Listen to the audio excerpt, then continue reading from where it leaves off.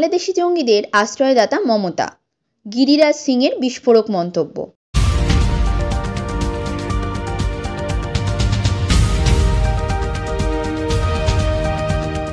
বাংলাদেশি জঙ্গিদের ভারতে অনুপ্রবেশ নিয়ে পশ্চিমবঙ্গ সরকারকে তীব্র আক্রমণ করলেন কেন্দ্রীয় বস্ত্রমন্ত্রী গিরিরাজ সিং। ব্যারাকপুরে তিনি বলেন, ভারতের বিভিন্ন স্থানে গ্রেপ্তার হওয়া বাংলাদেশি নাগরিকদের কাছ থেকে উদ্ধার হওয়া নাগরিকত্ব নথির মধ্যে বেশিরভাগই পশ্চিমবঙ্গের ঠিকানায় রয়েছে। এর মাধ্যমে গিরিরাজ সিং সরাসরি রাজ্যের শাসক দল তৃণমূল কংগ্রেস এবং মুখ্যমন্ত্রী মমতা বন্দ্যোপাধ্যায়কেই নিশানা করেন।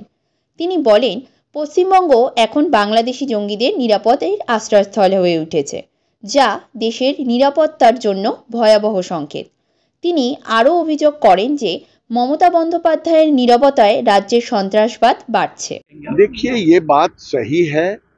मोदी जी के टेन्योर में पहले केवल कश्मीर में ब्लास्ट नहीं होता था, पूरे देश में होता था।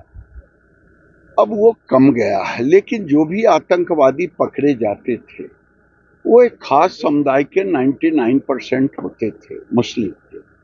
आज बांग्लादेशी घुसपैठी अब जितने पकड़े जा रहे हैं दिल्ली में, सबका आधार कार्ड बना है कलकत्ता में।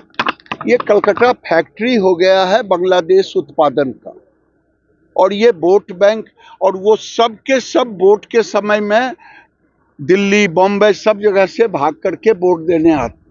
तो ये एक वोट बैंक का फैक्ट्री बन गया है बांग्लादेश, और वो उसके कस्टोडियन बन गई हैं दीदी, ममता दीदी। ये दुर्भाग्य है। কেন্দ্রীয় মন্ত্রীর এই মন্তব্যে রাজনীতিতে নতুন আলোচনার জন্ম দিয়েছে।